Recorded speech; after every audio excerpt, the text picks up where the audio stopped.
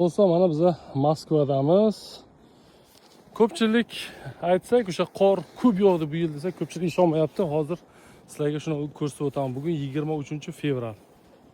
Mana dokazatsiyasi bilan qorni ko'p yog'ganini ko'rsatib bo'ladi. Mana bu обычный yo'l. 1 metr почти yarim metrga o'sha skamenka bilan o'tiradigan joyi. Mana skamenka qancha chuqurlikda ko'ryapsizlar. Mana bu yer yana shuncha bu odamlar yurib bosib olgan qorlar.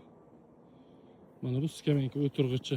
Skamenka обычный o'sha yarim metr pastda balandroq bo'ladi yerdan. Shu ko'tini qo'yib o'tiradigan joy.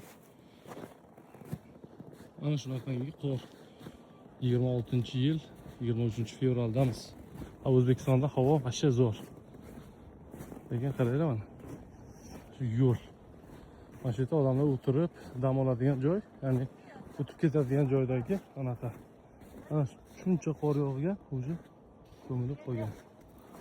Like bo'lsangiz do'stlar, mana qor kimga kerak, kimga jo'nataylik.